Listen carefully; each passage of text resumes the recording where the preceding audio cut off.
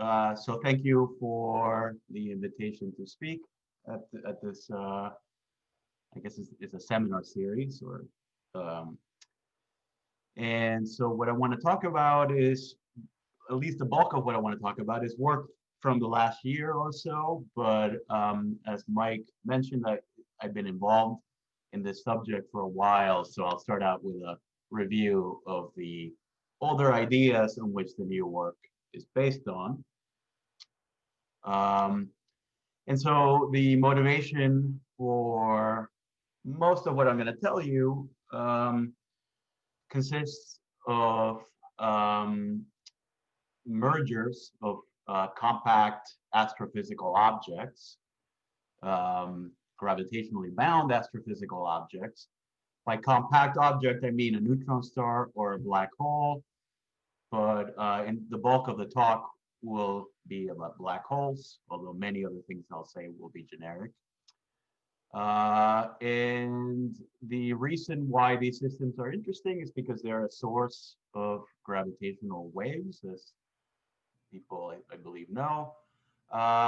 And the focus of this talk will be, so we have two objects of masses, at least, let's say 10 solar masses, maybe closer to 1 solar mass for a neutron star, for neutron stars, separated by a sufficiently large distance that the system is gravitationally, it's still gravitationally bound, but it's weakly bound gravitationally, and the objects are slowly moving. So this is motivated by the physics of LIGO, because it is understood by now that systems such as this are sort of bread and butter sources for LIGO or Virgo. And even in the regime which I will focus on, which is this non-relativistic regime where gravity is perturbative, meaning nonlinear gravity, full general relativity is perturbative, it's still an interesting system even in this perturbative regime for a number of reasons. First of all is that these signals have been long understood. If they're seen by LIGO at all, they can last in the LIGO frequency band as they in-spiral in and they get faster and faster and eventually merge. They can last in the orbital, it can last in the LIGO band for many orbital periods. And so this means, for the purposes of extracting the parameters of the system, the masses, the spins, and so on, that it's possible to extract those very accurately. And in order to do so, just because you can follow the signal coherently over many orbits, roughly speaking, and in order to do so, we need to have a good handle on relativistic corrections beyond leading order predictions of GR. By leading order, I mean just Newtonian orbits and quadrupole gravitational radiation. So since the 1990s, it was understood that corrections at least order velocity to the 6th relative to this leading order approximation are needed to extract parameters. This is the so-called post-Newtonian expansion in general relativity. And in the 90s, it was understood that one needs to go to at least the 3rd post-Newtonian order in the language, some powers of velocities, velocity to the 6th. And nowadays, going even beyond that is motivated for a number of reasons, partly to make contact with numerical relativity, with the strongly coupled regime, partly because, as we will see in the talk, the interesting structure of the compact object starts arising at the so-called 5th post-Newtonian order, velocity to the 10. And so in order to extract finite size effects, one needs to know all the other physics at velocity to the 10.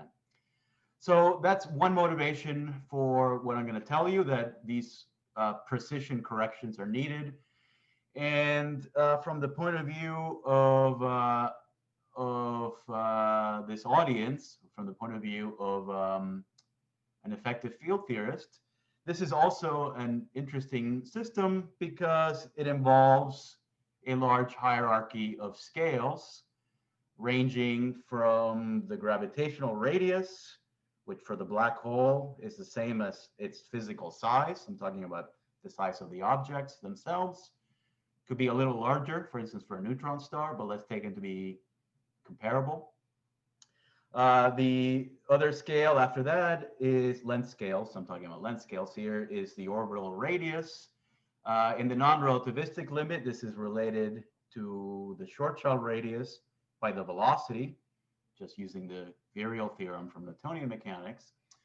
And finally, there's the wavelength of the radiation whose waveform you want to compute. And in the non-relativistic limit, that is also related to these other scales by a power of the velocity. So the relation is just given by the multiple expansion, where the wavelength is typically larger than the radius of the orbit by a power of 1 over velocity.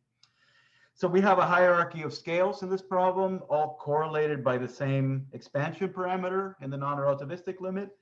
And hopefully I don't need to convince you very hard that maybe it's a good idea here to set this problem up, this post-Newtonian expansion, using effective field theory ideas. So that's something that Ira Rothstein and I started thinking about already a while ago, and we've been plugging away at it since then, different aspects of this subject.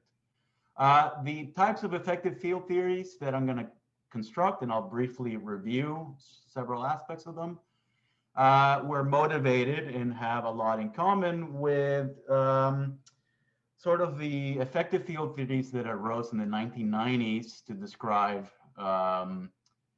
heavy quarks, either heavy quarks interacting with light stuff, or bound states of heavy quarks, or heavy leptons, for instance, in E plus E minus. So the types of effective field theories were inspired, the type of effective field theory I will construct was inspired by these effective field theories from the 1990s that were around at the time that we started thinking about this problem. And so, in fact, the effective field theory that you need for this two-body non-relativistic problem is really a chain of effective field theories related to each other by matching. So there's some theory in the UV. We start out with so what we really want to describe is the full theory, which is just Einstein's equations. And if we have black holes, it's just actually just the vacuum Einstein equations.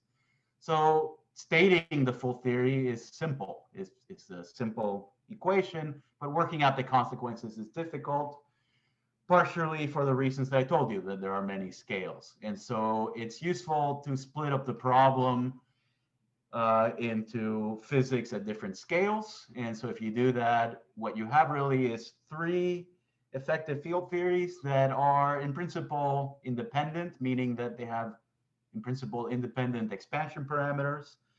But in the non-relativistic limit, all their expansion parameters become related. They're all powers of velocity. So the expansion parameter really is the velocity, but it obscures the fact that there are different physical effects going on at different scales. And so the idea is basically to explicitly separate out the scales. So first, we integrate out the internal structure of the objects that are in this orbit to derive a point particle theory that captures finite size effects. In fact, that will be the focus of the talk. But in the first part, I will review how you go from that effective theory. Well, what I will review is the chain of theories, really. So you start out with point particles in some suitable effective theory description. Then you integrate out the distance between them because you're looking at this thing at very long distances. So then you have a two-body non-relativistic theory in which the gravitational interactions are described by some sort of potential exchange. And then at very long distances, of course, what you're interested in is the radiation being emitted from the system. So you have some sort of multiple expansion, but it's not so simple because the radiation has self-interactions which are non-negligible in this velocity expansion. It must be kept into account. So as I said, the focus will be this finite size theory, but I will also say a few words about how one actually does computations of the physical quantities that LIGO is interested in.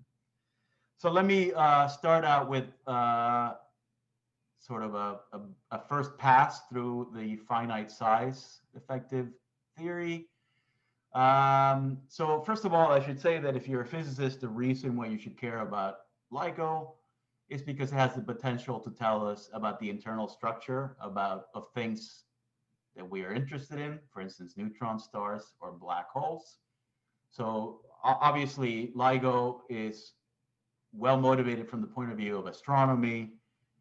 It's a new form of astronomy and allows you to learn about objects in a new way. But I think as a physicist, the most important reason or the most interesting thing we can learn from this data is about what the actual constituents are made out of.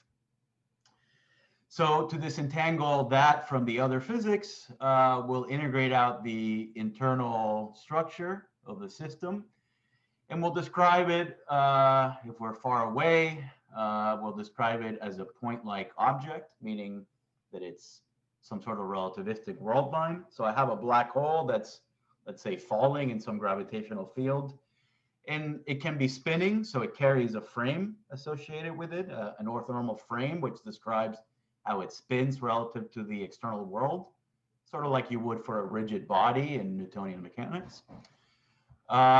So the system is described by a world line, x mu, parameterized by some parameter lambda, and then it carries this frame to describe spin.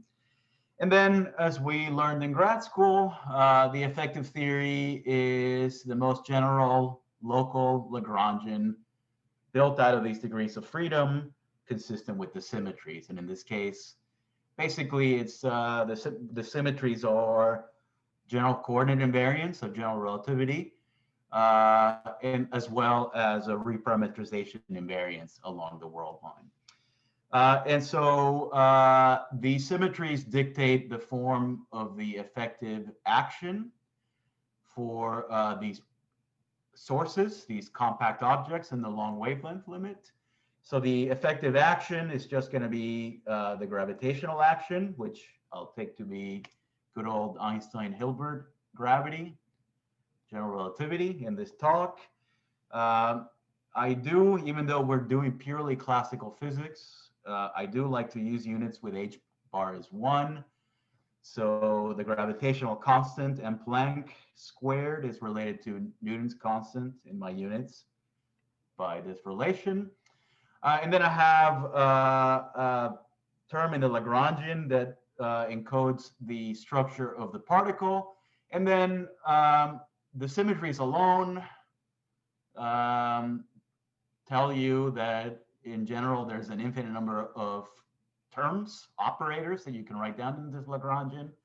But if the scale of the gravitational field, which this object is sitting in, is much longer than this internal structure, you can parameterize, or you can truncate, because what you have is a derivative expansion in powers of size over the wavelength of the gravitational field. So you can organize the point particle Lagrangian as a derivative expansion in terms of derivatives of the metric, gradients of the metric. So the leading term is no derivatives on the gravitational field. That's just the usual point particle action, md tau, whose variation, tau is a proper time, whose variation leads to the geodesic equation as usual. Turns out there are no linear and curvature terms because they can be removed by field redefinition, so they don't affect the physics. And so the internal structure effects start coming in at curvature squared. And in fact, in 4 space-time dimensions, and if I assume parity invariance, there's only 2 terms you can write down. One of them involves the so-called electric components of the Riemann tensor. So it's the curvature dotted into the velocity of the object. The other structure is the so-called magnetic curvature, which is the dual of the Riemann tensor dotted into the velocity. And so you have a term that can go like E squared, that's parity invariant and diff invariant, general coordinate invariant. There's a term that goes like B squared. If parity were violated, you could also have an E dot B term, but I will not entertain that possibility in this talk. There are also interesting terms involving the spin. I will come back to spin later in this talk. But there is interesting finite size structure having to do with spin, and this is something that Michelle Levy, for example, has elucidated in her work. Anyway, the point is that these curvature terms encode finite size effects, and the coefficients, the Wilson coefficients, if you like, of these terms, distinguish between different types of objects, for instance, black holes or neutron stars. I have to manage my time, so because I was asked to quit early and I'm already well into my talk. So, well into my time, I mean. I will just say that these leading finite size operators, electric squared and magnetic squared, encode the tidal deformability of the object placed in an external field. So if you like, you can think about just to get oriented, a Newtonian star, so weakly gravitating object made out of some fluid, and if it's sitting there in vacuum, it's spherically symmetric, but let's say you put a moon around it, then the moon will tidally deform the object, much like our moon gives rise to tides on Earth. And this deformed object will therefore have an induced moment proportional to the tidal gravitational field, which is just the double gradient of the potential. In fact, this is the linearized electric curvature for the system. And then you can basically do some dimensional analysis, and you find that this induced quadrupole moment scales like r to the 5, the size of the object, to the 5, up to some coefficient that encodes things like, well, the equation of state of this object, and so on. And then the coefficient is presumably of order 1 in units if you scale out by the radius of the object. So this quantity k, this proportionality constant, has been known about since the early 20th century by people doing what we would now call geophysics, in particular by somebody whose last name is Love. So this tidal deformability is measured by a phenomenological parameter, a Wilson coefficient, as we would call it in the effective theory, which is called the Love number, or the electric Love number. There's also a magnetic one. In the effective theory, the induced moments are related to the variation of the action with respect to the external field. So precisely these coefficients C that I told you about are the Love numbers in this point particle Lagrangian. So we expect on dimensional grounds that they should scale like radius to the 5. That's true for the sort of weakly gravitating Newtonian objects that I mentioned in the previous slide. But it turns out it's also true for relativistic objects. And for a black hole, to the extent that these coefficients are non-zero, one can show by dimensional analysis that these coefficients should scale like the radius of the object to the 5. And I don't have time. It's a simple argument, but I don't have time to go through it. It involves looking at gravitational wave scattering off of the object and comparing what you get in the full theory of the black hole perturbed by an incoming gravitational wave versus calculating this amplitude, this wave amplitude in the effective theory, which involves insertions of the operators. So anyway, it scales like, it's expected to scale like radius to the 5, even for a relativistic object. And if it's going to scale like radius to the 5, even before we have a manifest power counting in velocity, which is what we want to do to construct this effective theory, You would expect that if this coefficient scales like radius to the 5, well, the other scale is the orbital radius. So if you trade that for the Schwarzschild radius, tidal effects, if they scale like radius of the object to the 5, are really a velocity to the 10 effect up to a factor of the physical radius of the system over the gravitational radius. So for black holes, these tidal effects come in at 5 pn, but for neutron stars, not stars, but stars, these effects can be enhanced because the actual radius is larger. And so you can have, as pointed out by Flanagan and Hinder already 14 years ago, you can have a possible enhancement, even though this is formally 5 pn. And indeed, because of the enhancement, the neutron star in spiral events seen by LIGO have already put some crude bounds on these coefficients. They're not great bounds yet, because the number of orbital cycles was not sufficiently large for this event. Nevertheless, there's already physics we can extract from the known data. So that's the story with neutron stars. These coefficients have been calculated given a toy model of the equation of state, which is what these people assume, that it's some sort of polytrope. Pressure is some power law in the density. And then you can put bounds. You can calculate the coefficients in comparative data. The case for the love numbers of a black hole turned out to be more subtle, and it really wasn't fully understood until, I would say, 2011.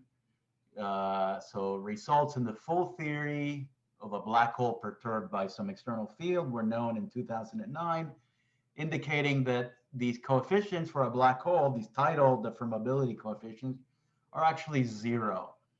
So that was the hint that came from this work by Demour and collaborator and by Poisson and collaborator. But in order to really match, you also have to have a handle on the effective theory, and that really wasn't done, I think, clearly till Cole and Smolkin came along a couple of years later. And so now it's fairly well understood that these coefficients are 0. I don't claim to have a physical understanding of why that is. To me, it's a surprising result.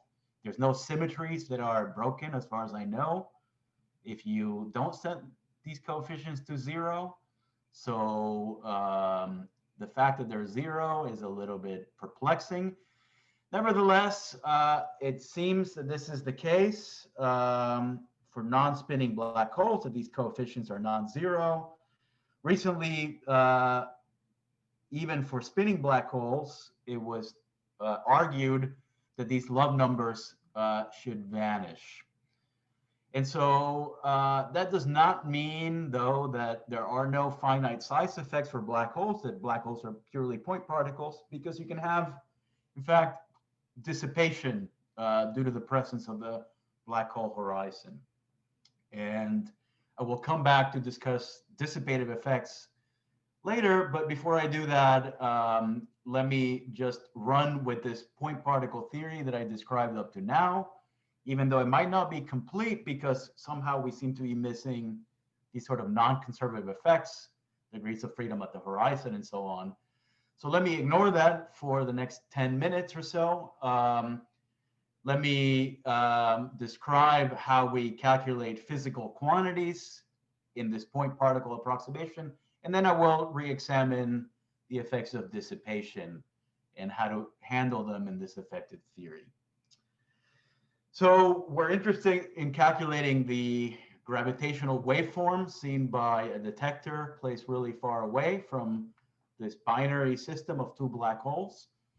So we're calculating the radiation field, the transverse traceless part of the spatial metric, measured at infinity, if you like. The coefficient of 1/r in the potential, sorry, in the long distance metric, in the long distance gravitational field.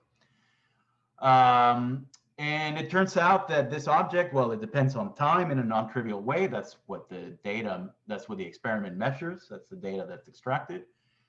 And it contains all the information that you would want to know about this system. So by extracting, if you know what you expect for the waveform from the data, you can extract the masses, the spins, the multiple moments, all the physics of the objects that you're trying to understand can be obtained, can be extracted from the waveform.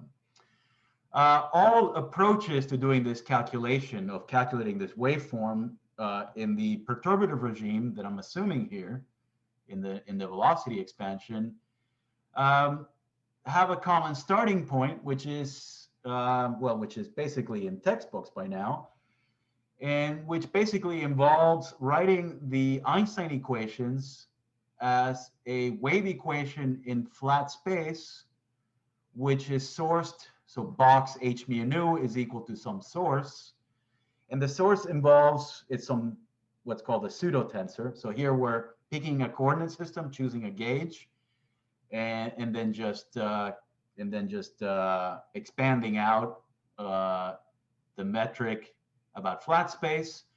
And then all the nonlinear effects of gravity plus all the effects of the sources are encoded in a so-called energy momentum pseudo tensor that involves both the sources, the point particles, as well as the gravitational field itself. So the point is that all the nonlinear terms in Einstein's equations are treated perturbatively as sources. So you're solving the system iteratively. And so the pseudo tensor involves, if you like, the energy momentum of the gravitational field itself. So so it starts out quadratic order in the gravitational field and then receives corrections at all powers of the gravitational field. So it goes on forever, and it conserves quantity, at least if you choose the right gauge. And so basically, it's a crank that you turn.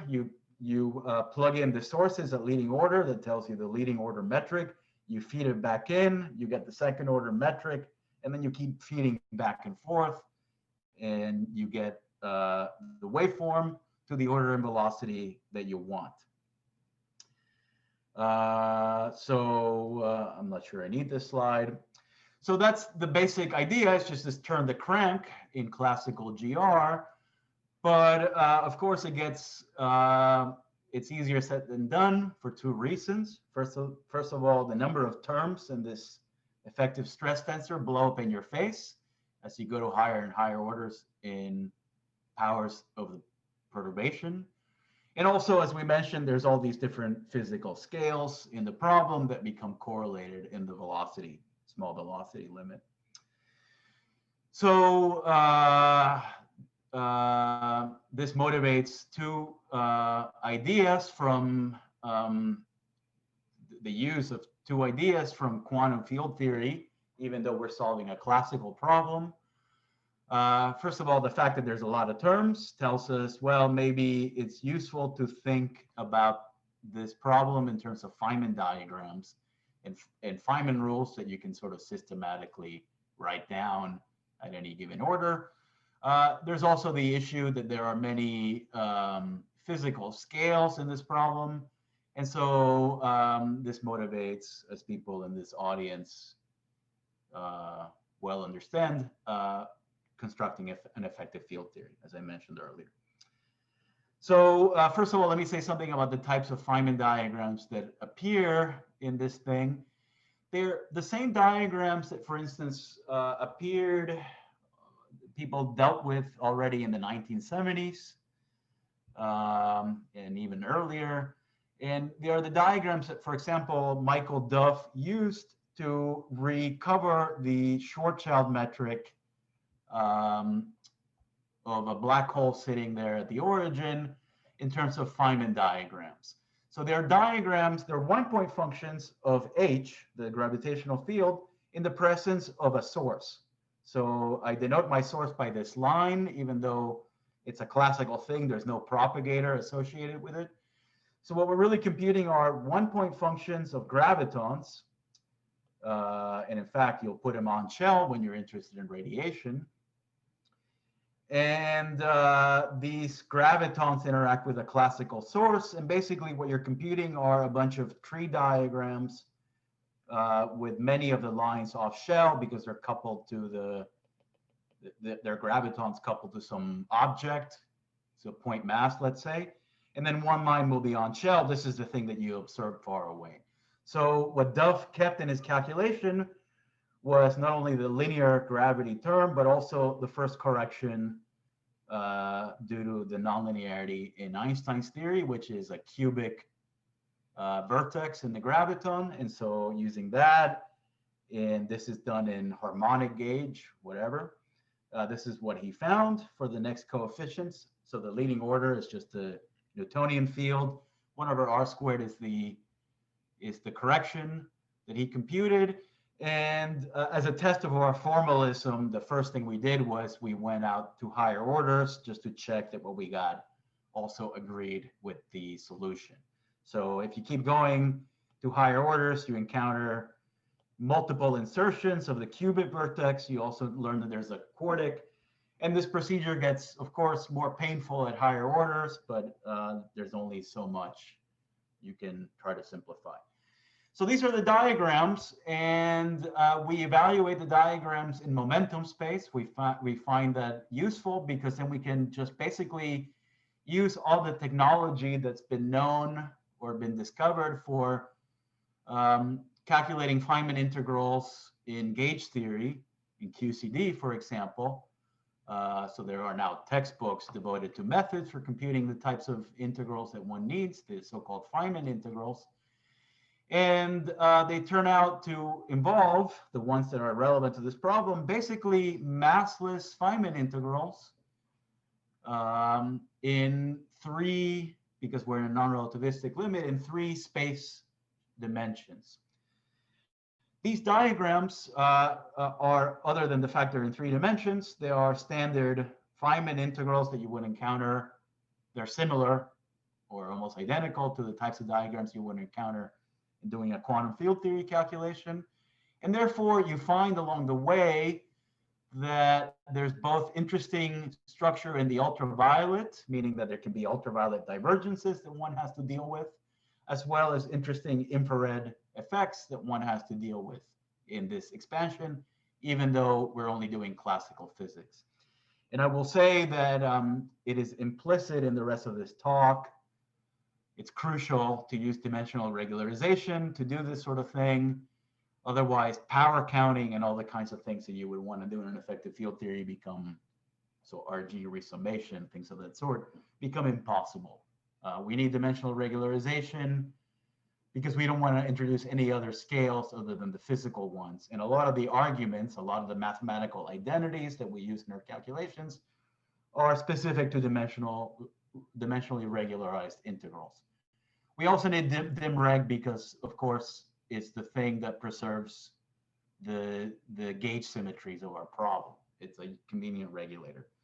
Of course, the physics at the end will not care on, the physical quantities will not care on how you regularize them, but for setting up the theory, dim reg is the thing to do. And so that's the diagrammatics. They're the same sort of point particle coupled to graviton types of diagrams that people have studied for a long time. And so what we're going to do is we're going to have, at least once we integrated out the internal structure, is we're going to have a point particle theory coupled to gravity. So that's what this theory looks like. If we include, so it's two objects now, the two things in this binary system, and they're point-like to begin with, but they may also have, as we said, a finite structure that you can put into the world line theory. And for now, I'm ignoring spin. And so these are the point sources, and then you compute Feynman diagrams involving graviton exchange between these sources. So the thing that generates all the observables, the waveform, everything in this theory can be summarized in a thing that maybe we're entitled to call the gravitational version of a Wilson line. So what we're doing is we're taking our point particles. We're not they can move in arbitrary orbits at this point, where we let the world line be whatever it wants to be. We will assume that it's non-relativistic, but other than that, it's pretty arbitrary. We're also gonna, for reasons that will become apparent in a second, turn on a background gravitational field that the system propagates in. And then we're gonna integrate out, in the sense of the path integral, the fluctuations around this background. And so this consists of Feynman diagrams that involve the two sources now, not just one source like Duff had. And they can exchange, so these are just, there are no propagators here. These are just classical world lines. And then they exchange gravitons in all possible ways allowed by the Einstein Lagrangian. And they can also either, you can think of it as emitting this background field or interacting with this background field, meaning that there are external gravitons that couple to this Wilson line. And so these are the diagram topologies that we have to calculate, but they actually simplify because these diagrams exponentiate into simple diagrams that don't fall apart when you cut two of these internal black holes. So anyway, those are the diagrams that we have to calculate, integrate out the graviton with some boundary conditions. And then the object that results is some functional of the world line and the background field. And from it, we can infer the dynamics. So for example, if we set the background field to 0, we can read off a Lagrangian that describes how these particles move by the exchange of gravitational forces, by potentials, basically. And then the terms linear in the gravitational field that you turn on describe radiation. In fact, they compute the pseudo tensor whose form tells you what the gravitational field, the waveform, looks like. Let me just say something about boundary conditions. The boundary conditions that one should use for this problem, strictly speaking, are the so-called in boundary conditions, where the path integral has initial conditions at initial time, rather than the thing that we're more used to when we calculate, for instance, scattering amplitudes, which is the path integral that computes transition probabilities in to out. You can still use the path integral that computes transition probabilities, but that only allows you to compute things that are time averages. For instance, what's the radiated power in gravitational waves on average? You can compute that using time-ordered boundary conditions. If you want to know the waveform, you need these in boundary conditions. So that's sort of a technicality. In boundary conditions will come in again later, although I see that my time is evaporating very quickly, so we'll see how much more I'll have to say about that.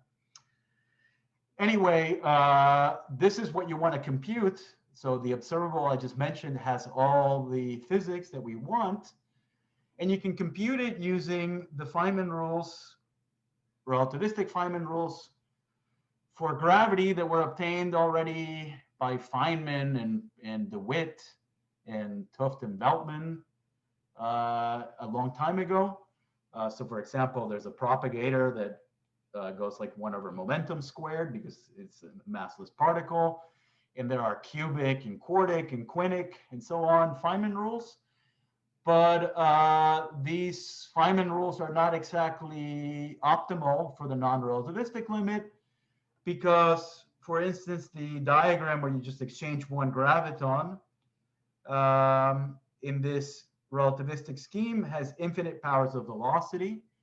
And what you want is something that has manifest power counting in velocity.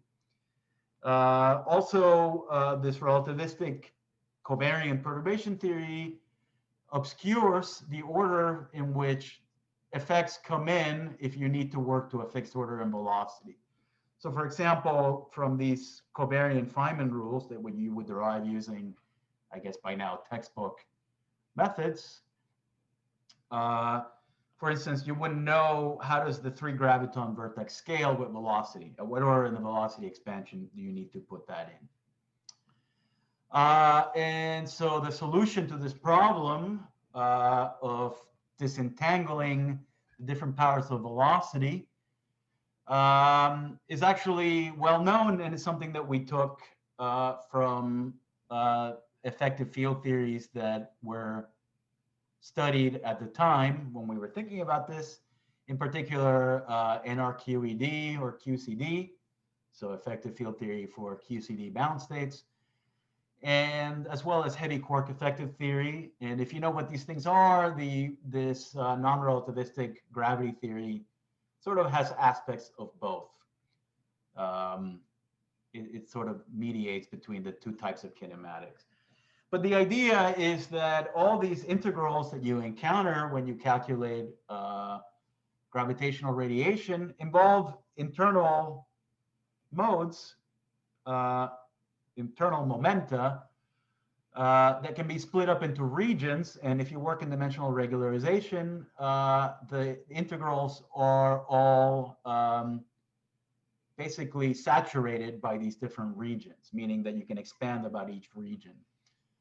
That's the threshold expansion, which only makes sense in dimensional regularization, which we assume.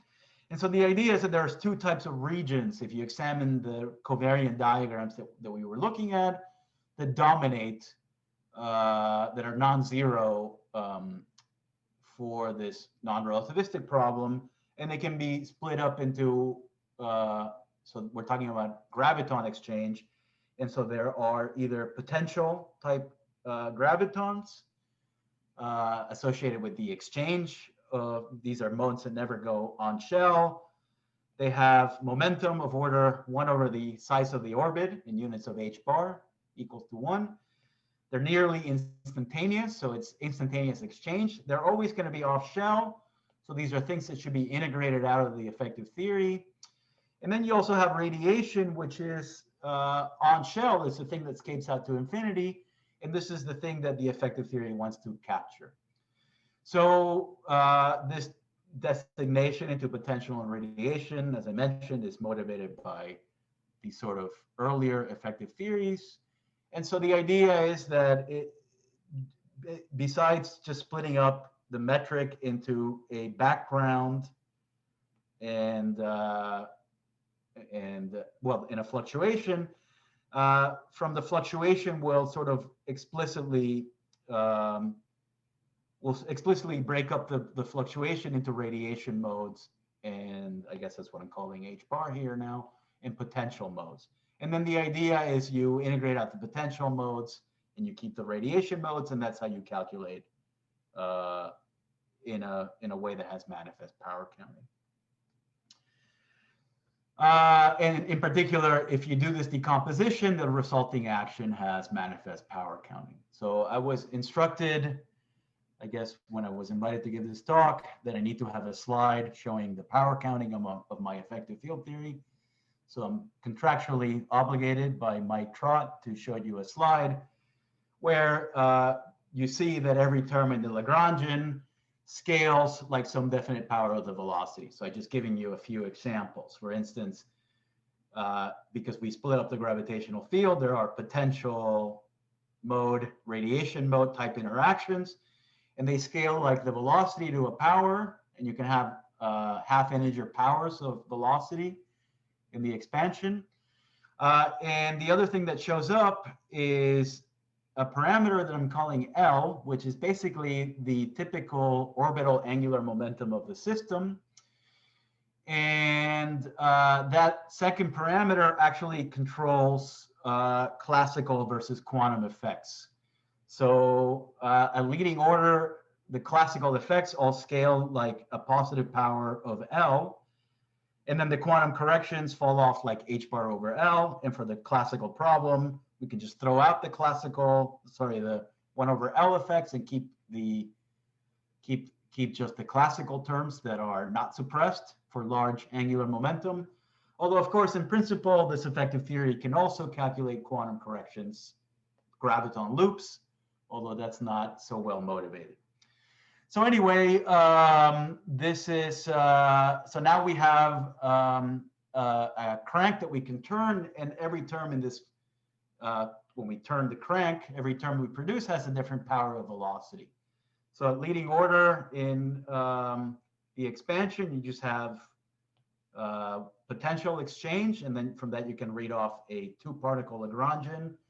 It gives you a 1/r potential between the particles, and therefore the effective theory correctly reproduces the long distance predictions of, well, at this point, Newtonian gravity at leading order. But of course, you can also calculate corrections due to velocity dependent sort of interactions between the particles and the potentials. They come in at higher order in velocity. And also the three graviton vertex involving three potentials. Now we know at which order that comes in. That's at the next to leading order in the velocity expansion. And in fact, it's this piece here, well, it's all these terms, but in particular, the fact that gravity is nonlinear, it's something that is tested by solar system tests of general relativity, which uses this sort of corrected Lagrangian to describe relativistic effects. So the orbit of Mercury, for example, involves these terms, or GPS involves these terms. That's order velocity squared relative to leading order. Velocity to the fourth is well understood, both using conventional GR methods and also effective field theory methods. And this had to be done in the effective field theory in order to basically have a systematic way of going beyond leading order. So that's what Gilmore and Ross were able to achieve. Even though the integrals are formally two loops, they found that using a very good, a clever set of field redefinitions due to Collins-Smolkin, all these two loop integrals can be reduced down to one loop. And so it makes the n squared LO calculation relatively tractable. And then it paved the way for more modern things, which are now sort of at the cutting edge at 4PN and beyond. And in effective field theory language, these are the diagrams that you're computing. They're all equivalent basically to massless two-point functions in a relativistic field theory at multi-loops. But using all these ideas that have been developed, it becomes relatively tractable. And so this is 4PN order, and even 5PN, at least part of it is known by now. And it involves these sort of Feynman integrals that are, as I said, standard. However, they are in 3 dimensions. And so you find that the answer in the end doesn't have any transcendental numbers. All the potentials that you get are nice rational numbers. So these are what these potential effects end up looking like. And once you have a handle on the potentials, you can calculate how these things move, and therefore calculate the multiple moments of the system, and therefore calculate the radiation as it is emitted. Formally, this is done in yet another effective field theory, which I have very little time to discuss. I am going a lot slower than even I expected. And so it's an effective field theory of radiation, meaning that you have this source, which is time dependent, which encodes all the multiple moments of the system. And it emits gravitons out to infinity, but these gravitons can interact on their way out with the source itself. So the graviton can, if you like, scatter off of the Newtonian potential of the system. And so these all cost you powers of velocity that can be organized, again, using effective field theory. Just very briefly to tell you how that works. Basically, the way that you extract the moments is you do a matching calculation where you look at graviton emission from the binary system, and then you take the limit where the emitted graviton is very soft. And if you look at the powers of soft momentum in that expansion, you can read off the multiple moments, which are functions of the orbits. Remember, we took them to be arbitrary here. We don't have to assume they're scattering orbits or bound orbits, anything. So that reads off the, if you like, the Wilson coefficients in the effective theory. They happen to be time dependent, so it's a little unusual from the point of view of types of effective theories that show up in particle physics. And once you know the moments, you basically use the effective Lagrangian from the previous slide to calculate how the waveform looks at infinity. You calculate this 1-point function at leading order at the quadruple moment, for example, emitting radiation. And then in this theory, there are corrections due to insertions of the total mass, the monopole moment of the system, which can interact with the emitted graviton as it goes out to infinity. So there's some power of velocity corresponding to this diagram. And of course, this keeps going to higher order. So here's an example where this outgoing graviton interacts with the nonlinear gravitational field sourced by the sort of blob that emits radiation. So 2 insertions of the mass, and so on. And as I mentioned earlier, there are both ultraviolet and infrared divergences in this calculation, and discussing those would be a talk in itself. But I will just mention that the infrared divergences, as they should, cancel from a well-posed observable. Like, for instance, if you calculate the radiation field at infinity, that turns out to be free of infrared divergences in the end. There are also ultraviolet divergences, which can be handled in the effective theory by adding counter terms. The counter terms in this case are actually the moments themselves. And so the ultraviolet divergences renormalize the moments, the Wilson coefficients. And in fact, they, as we showed, Andy, Ross, and I, they can actually lead to non-trivial RG flows, which by basically resumming these logs, or by flowing the RG between the potential scale and the radiation scale, you can extract non-analytic dependence on the expansion parameter. So that's all I'm going to say about radiation. It has been the subject of active work, and it's less well understood than the story with potentials. And it has been the subject of active study in the last few years, because, as I mentioned, these effects are important for phenomenology, so it's well motivated to understand them. So here is just sort of a sample of the types of efforts that have been devoted to these questions. I will say no more about radiation. So I want to go back now to the question of finite size effects that I started discussing at the beginning of the talk. What I mentioned at the beginning of the talk, namely these love numbers, these sort of conservative tidal effects, the suggestion is that there are no finite size effects for black holes, given that those love numbers vanish.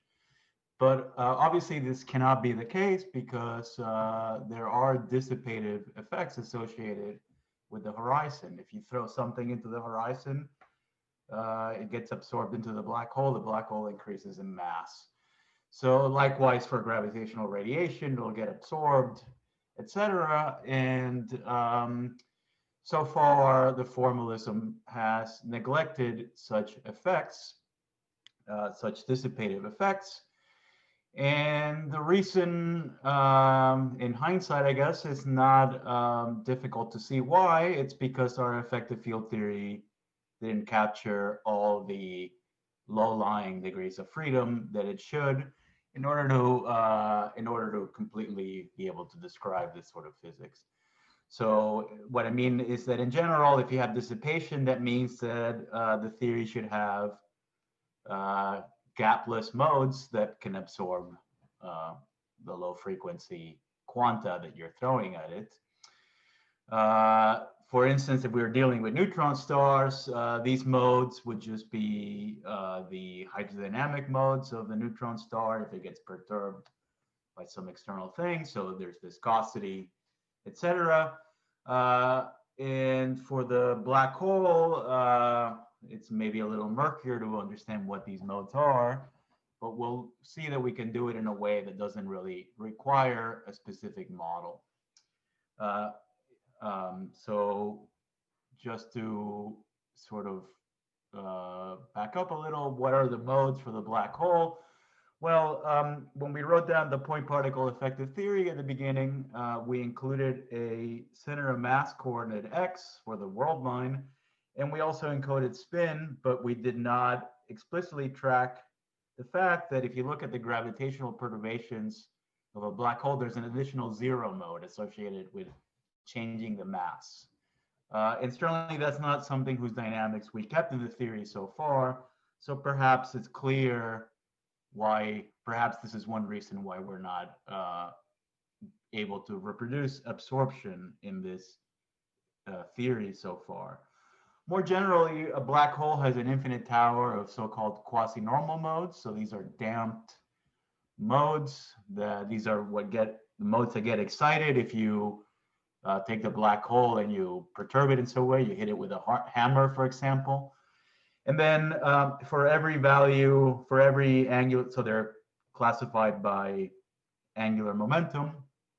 And there's a mode starting at L equals 2. And then for arbitrary L, there's modes. And then for every value of L, there's an infinite tower of resonances. But these resonances are not exactly the same as, or not what we're used to, for instance, in high energy physics. They're not narrow, weakly coupled modes. In fact, if you look at the spectrum of these modes, the real part, so what would be sort of like the mass of these modes, approaches constant asymptotic value as the overtone increases. But the imaginary part, the width of the resonance, gets larger and larger without bound. And so maybe these modes also, we don't really have a right to integrate them out as we would in a weakly coupled effective theory. And indeed, if you look at the spectrum for every value of the graviton around the black hole, for every value of L, there is a sort of what's called an algebraically special mode that has zero, its frequency, the real part is 0, but the imaginary part is non-zero.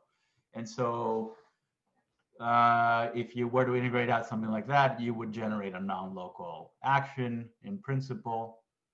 And so perhaps we can't really fully integrate out the quasi-normal modes, even though they're heavy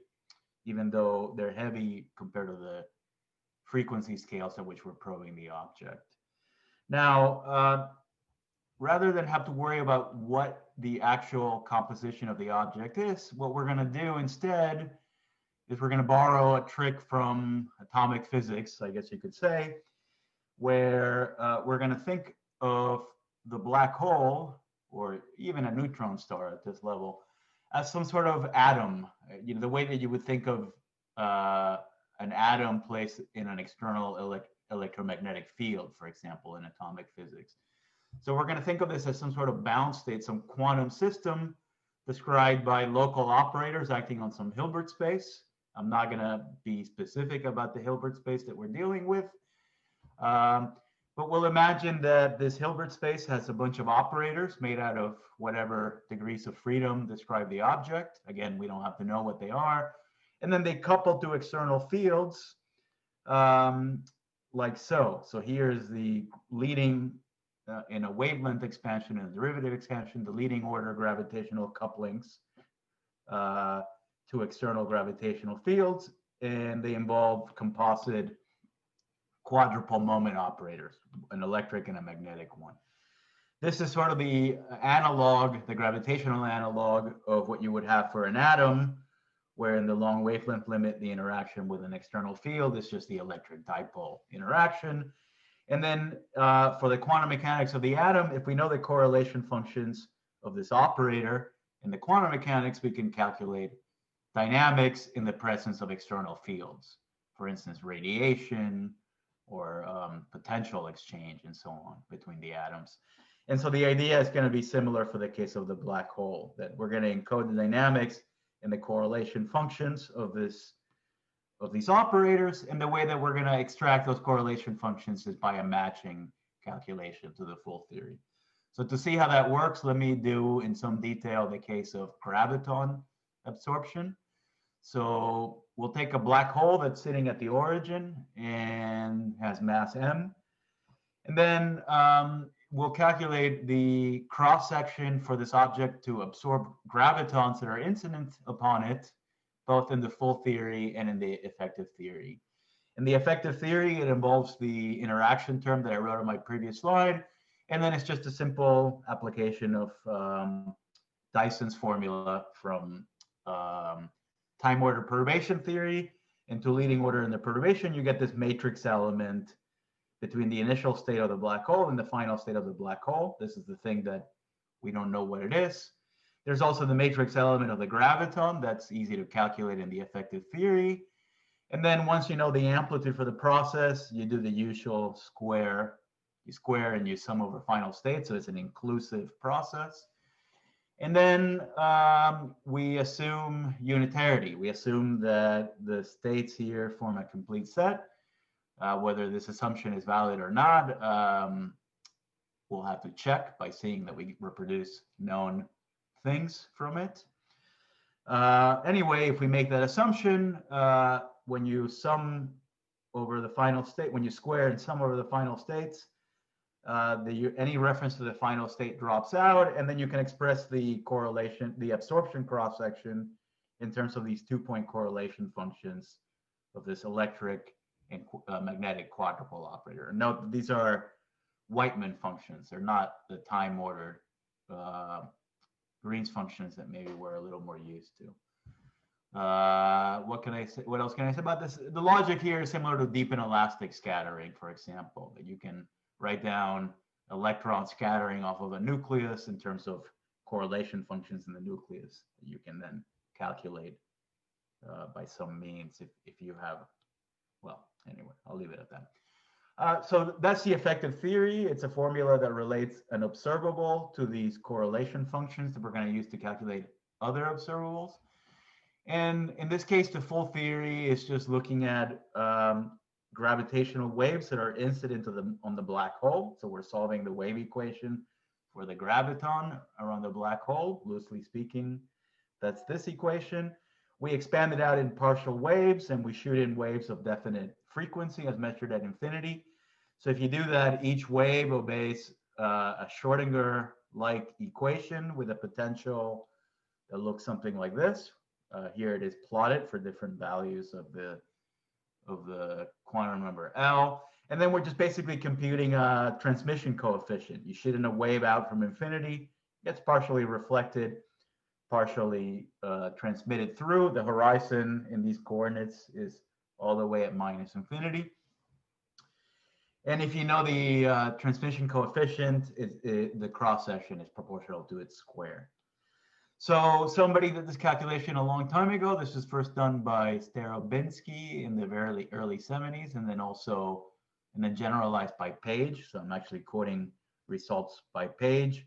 The one relevant to us is the case for spin 2, so massless spin 2 for gravitons incident on the black hole.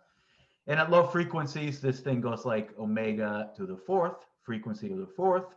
That just reflects this potential barrier that the transmission coefficient is suppressed at low frequencies.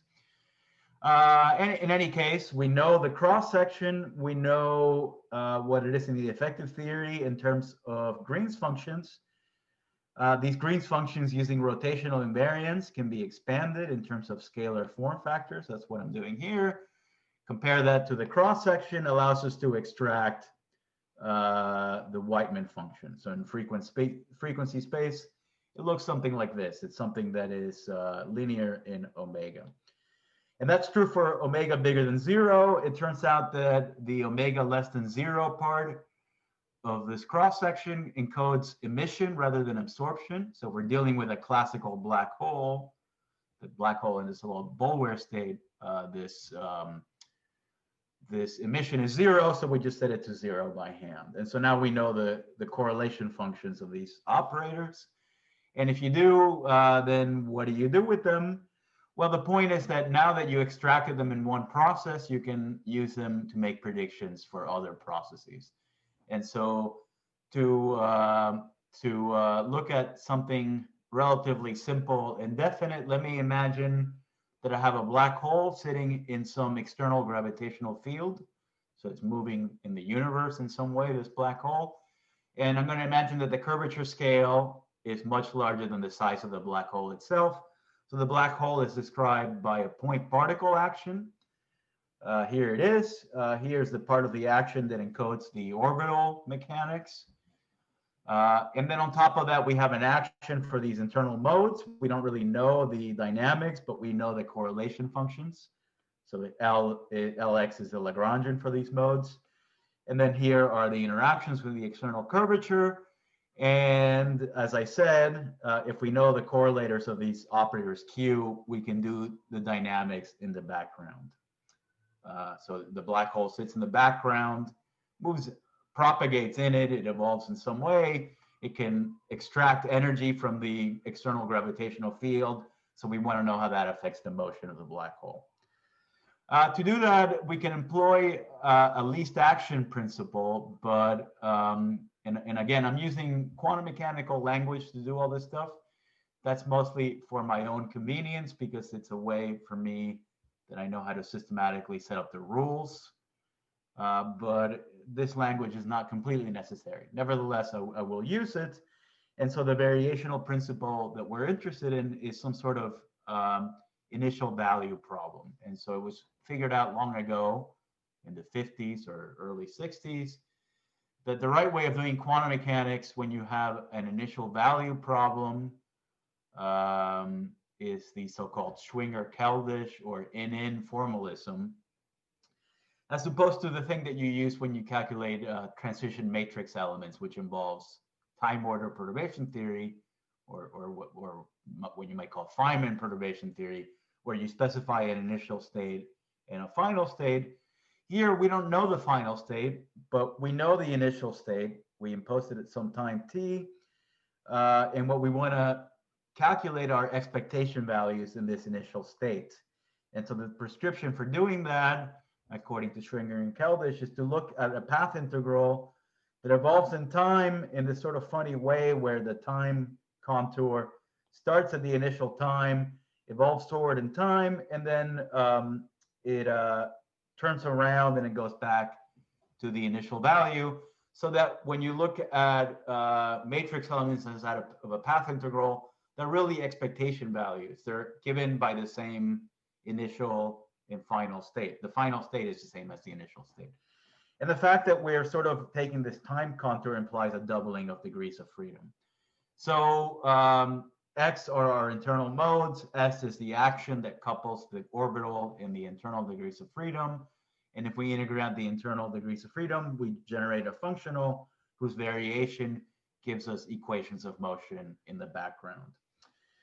So for the black hole, I wrote down the action. So variation of this effective action gives us equations of motion for the black hole. It turns out, for example, it generates a mass shell condition, which tells you how energy is transferred between the mass of the black hole. I guess that would be m squared plus h, the Hamiltonian for the internal modes, and how that gets traded back and forth with this tidal perturbation. So the mass shell condition is not that p squared, the mass squared of the black hole, it's a constant. It would be if the interactions with the external field were zero, but once you turn on the external field, you have tidal dissipation, you have tidal exchange of energy with the black hole. So that's encoded in this equation. The variation with respect to x gives you the force on the black hole. And it's now not zero because we're dealing with finite size effects. So the acceleration of the black hole is non-zero because it's not really a point particle. It doesn't move in a geodesic. What appears here are these brackets are expectation values in this in sense. And in particular, in the linear response approximation, if we have an external field, the expectation value of the moments themselves is actually related to the causal two-point function, the retarded two-point function, which is really related to the commutator of the operators.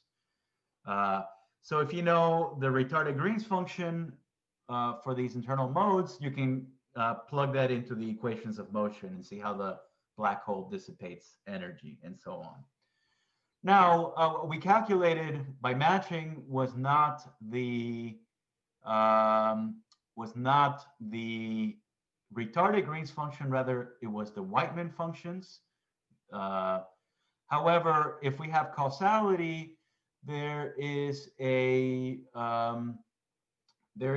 relation between them. There's a dispersion relation between them. So what we're going to do is we're going to think of a black hole, again, just sitting in a background field. Let's say it's at rest, at least momentarily.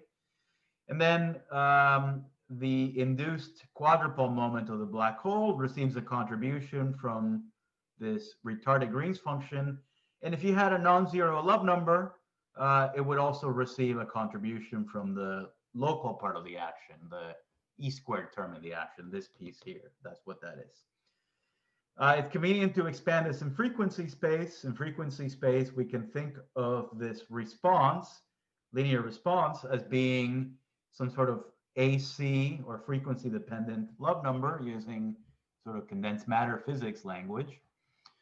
What is this frequency dependent Love number? Well, it's the part from the action plus the part from the internal modes. The part from the internal modes is related to the Whiteman functions that I extracted by matching from a dispersion relation. So here is a dispersion relation. It involves an integral over all the frequencies.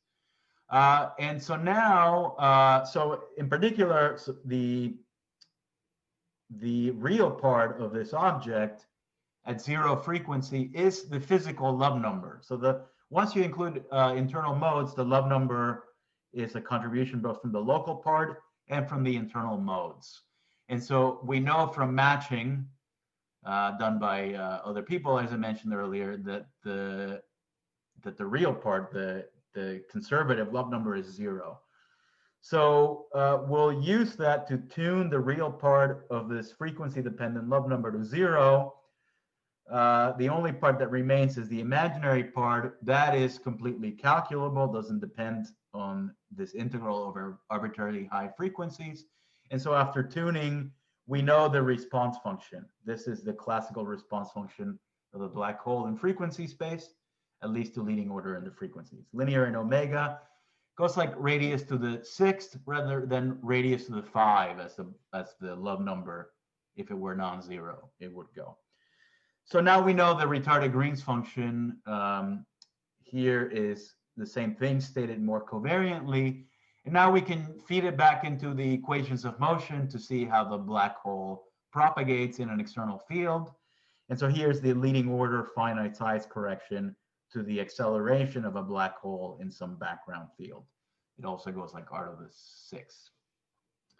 In particular, we can use that result to calculate the rate of change of the mass of the black hole in the external curvature in the external field, and it goes like E dot squared plus B dot squared with some numerical coefficient that's completely calculable. This is something that we extract using our methods at result, but it's not new. It's something that was known already using standard GR methods already 45, 46 years ago. So it's just a check of the formalism that we can apply it. But it's not just applicable to a black hole in a background field. I'm running out of time, so I'll go through these slides a little quickly. It also works in dynamical settings where it's not an external field, but it's rather two black holes interacting through graviton exchange. So if you integrate the potential mode between them, using the language from the earlier part of the talk, you generate an effective action that you can then insert into the Schwinger-Keldysh path integral to calculate equations of motion. So here, I'll skip this application. Let me just talk about the case of two black holes in a non-relativistic orbit using the same formalism that I described. You can calculate a friction force due to the presence of the horizon. It looks something like this. Is time reversal odd, so it changes sign when you change time, as you would expect for a dissipative process. And using the force law, you can calculate the amount of energy dumped into the horizon. So it's removed from the mechanical energy. That's why there's a minus sign. It's dumped into the masses of the black holes. It is a dissipative effect. And there's also angular momentum loss from the binary system because the horizons get torqued in some way. Now, so far we're ignoring spin. For spinless black holes, this is a pretty small effect at fourth post-Newtonian order. However, as has been known for some time, the effects of spin, particularly if the black hole is near extremal, greatly enhance absorption. So absorption in that limit is known in some regime, for instance, in the regime where you have a point mass orbiting a black hole, but the more general case of two black holes of comparable mass is not as well understood. And so that's something that we can actually address using the formalism that I've been sketching for you. So now let me turn to the case of a spinning black hole in not a lot of detail because I'm running very low on time.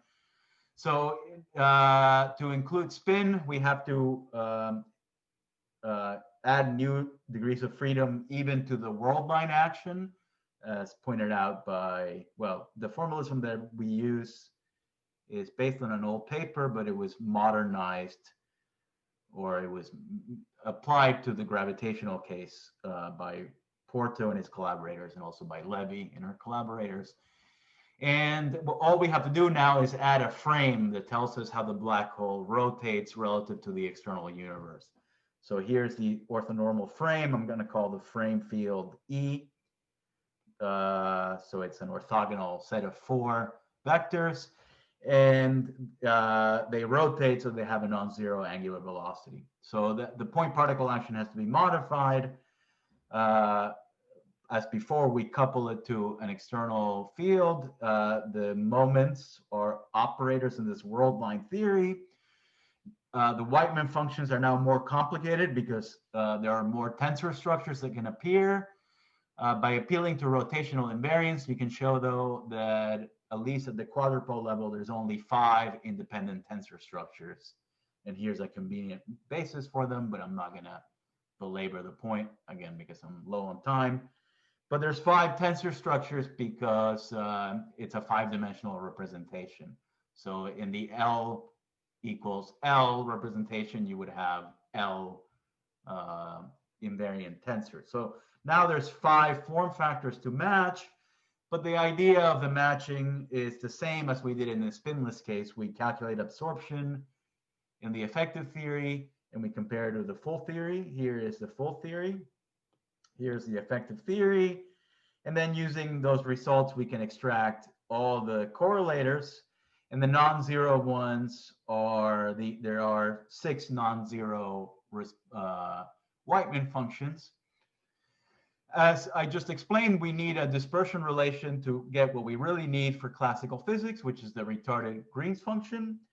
To do that, we have to, in a sense, fit or match the non-dissipative part of the correlator and set it to 0. That's justified by recent results here from a couple months ago. So at the end of the day, what one learns is that the induced moment, the expectation value of this composite operator, is calculable. It involves some tensor structures times E dot. Here, E dot is in the local frame. So it encodes both the time variation of the external field as well as the as well as the fact that the frame is rotating relative to the external universe. So that's that piece. So that's now we know the correlators, and once again we can do this sort of Schwinger-Keldysh variational principle to extract equations of motion. So let me not go into the details, but we have equations of motion for dp dt and ds dt, so force and torque in terms of these retarded Green's functions. You feed in those results, and this is what comes out of the calculation. And there's two interesting limits to look at separately. One of them is the case where the black hole rotates very fast compared to external time scales. It can only rotate as fast as, so there's a bound on that due to causality. So there, the extremal bound, so omega can only be less than some value. But we can nevertheless assume it's large. And so here is what this looks like in the large spin limit. And in the small spin limit, it looks something like this. Again, these are results that already existed in the literature. In particular, for fast spins, this was known already 40 years ago. And these came about a little more recently. But our results are in complete agreement with that. So it's a consistency check of the formalism in the spinning case. And now that we trust it, we can apply it to dynamical gravity. So I'll just tell you what the result is. Again, we're computing forces due to these finite size effects for two black holes of comparable mass in orbit around each other in a non-relativistic orbit. We're assuming that the spins are large, so they're near the extremality bound. And so in that limit, one gets a non-conservative frictional force that looks something like this. One gets a torque on the black holes that looks something like this. In particular, our equation for the force leads to a new result for the amount of power exchanged between the black hole horizons and the mechanical degrees of freedom of the system. This is, as far as we know, a new result. It's relatively it's relatively close. It's a relatively large effect. It's something at 2.5 post-Newtonian order, velocity to the 5, reflecting this enhancement I mentioned earlier about these effects for large spins. And the last thing I'll say about this is that unlike the non-spinning case, the rate of change of energy can be positive or negative, meaning that you can either dump energy into the black holes or extract energy on the black holes from the black holes. And the latter effect is just a manifestation of the famous Penrose process, where you can extract kinetic energy from a rotating black hole at the expense of slowing it down. So that's exactly what is happening here. So this is because it's a relatively large effect. It's not, it's phenomenologically relevant, and it's a new result. So that's a new piece of physics that we can extract using these ideas that I've been describing in this last part of the talk.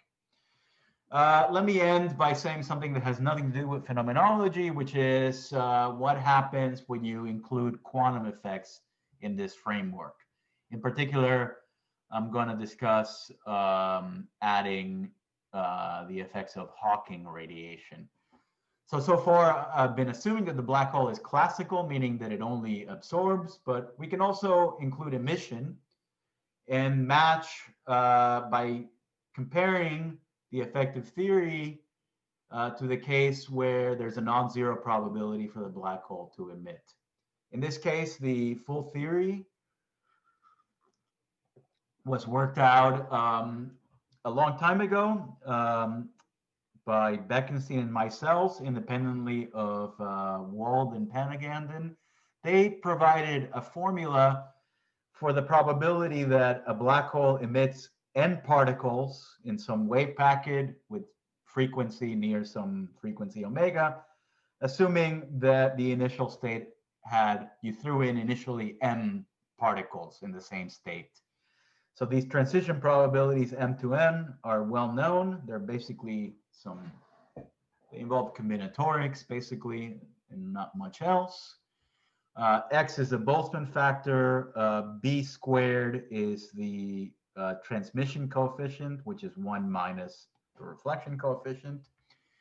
And so this is the full theory. We can expand it at low frequency to get what this thing looks like in the low frequency limit. And I'm ignoring spin here. The effective theory looks something like this. So now we can extract the same Whiteman functions in the presence of Hawking radiation.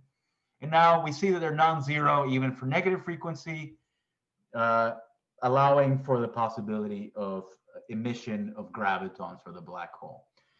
What's a little bit counterintuitive about this result is that it's not suppressed by the Planck scale in any way. In fact, if you compare it to the classical no absorption, no emission calculation, it's actually enhanced. There's no quantum suppression at the level of the Whiteman functions. So that was confusing to us. But eventually we realized that nevertheless, you can show that even when you're including the effects of Hawking radiation, they tend to drop out when you look at the retarded Green's function. And even with Hawking emission, the retarded Green's function is the same you would have classically, up to effects that really are indeed genuinely suppressed by the Planck scale. So negligible.